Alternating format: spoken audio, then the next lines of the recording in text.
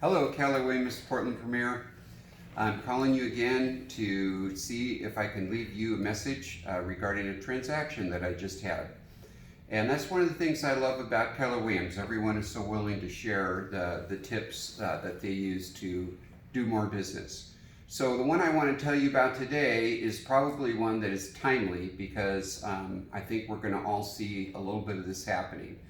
About 3 weeks ago, I sold a house in Lake Oswego for $1,088,000. That's the list price. We sold it for the list price for $1,088,000, and the sellers agreed to give the buyers a $7,500 closing cost credit. On Thursday of last week, we got a call from the selling agent that the buyers decided that they were going to terminate the transaction, that they had lost several hundred thousand of their wealth in the stock market.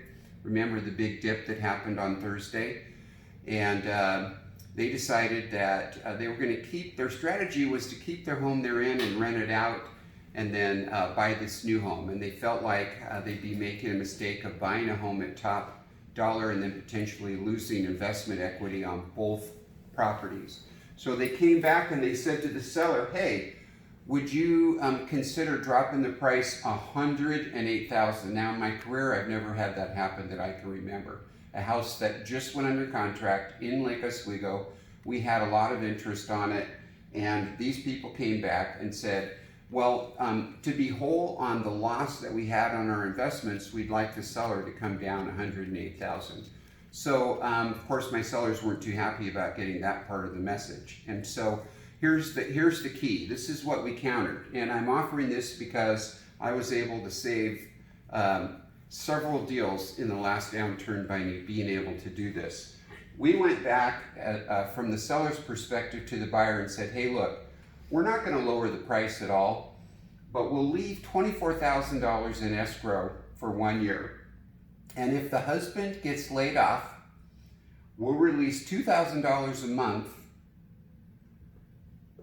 to help them make their mortgage payment. Now, $2,000 a month at a 3.5% rate, which is comparable today, is the equivalent of about a $450,000 loan. So we were literally going to make half of his mortgage payment. We offered to do that for when he was laid off.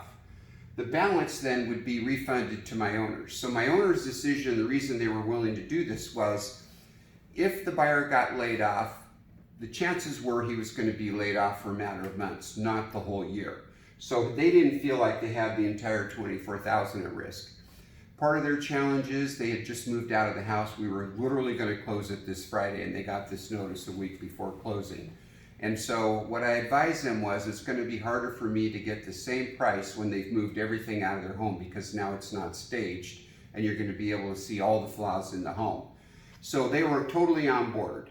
So anyway, I want you to keep this in mind when you get that call here in the next few weeks, if you do, from people that are having nervousness about closing on any sales that you might have in escrow. This probably would be a tool that might help you get some of your buyers across the finish line also, where maybe you propose this. If they're really, really nervous because they're worried about possibly getting laid off, maybe their company is having some rumblings about doing that, but they found the home they really love and they realize mortgage rates are at all-time United States lows. So anyway, keep this tip in mind. It works. All right, thanks.